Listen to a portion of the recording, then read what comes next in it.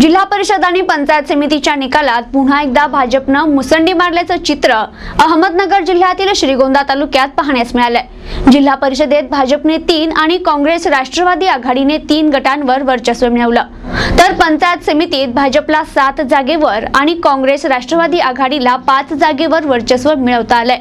त्यामुळे श्रीगोंदा तालुक्यात भाजपनं पुन्हा एकदा मुसंडी मारली आहे। अहमदनगर जिल्ह्यातील श्रीगोंदा तालुक्यात जिल्हा परिषद आणि पंचायत समितीच्या निवडणुकीची चुरस वाढत गेल्यानं ही निवडणूक मोठ्या प्रतिष्ठेची बनली होती। त्यामुळे या निवडणुकीत नेमकं कोण बाजी मारणार याकडे तालुक्यासह संपूर्ण जिल्ह्याचं लक्ष लागलं होतं।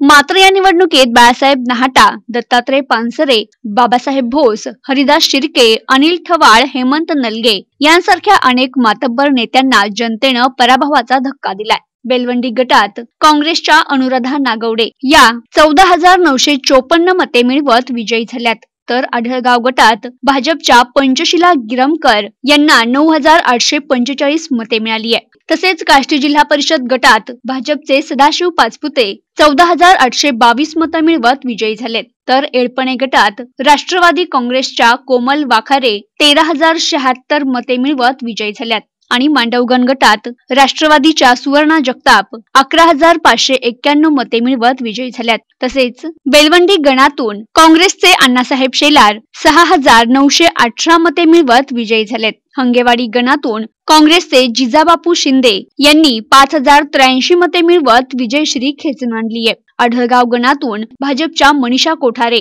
या 5,845 मतांनी विजयी झाल्यात, तर पेडगाव गणातून भाजपच्या प्रतिभा झिटे यांनी 5,914 मते मिळवत विजय मिळवलाय, तर काष्टी गणातून भाजपचे अमोल पवार यांनी 8,075 मते मिळवत विजयी झालेत। लिंपणगाव गणातून भाजपचे नानासाहेब ससाणे यांना 6,372 मते मिळाली।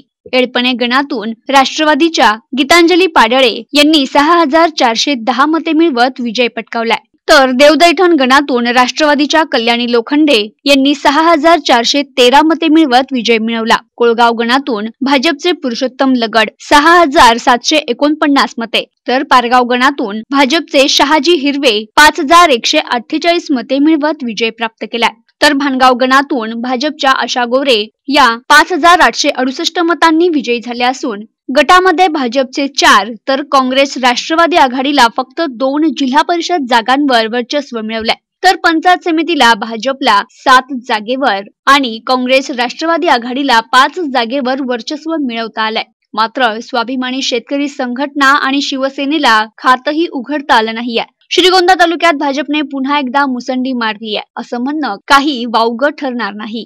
प्रतिनिधी संतोष बनकर, NTV न्यूज, श्रीगोंदा।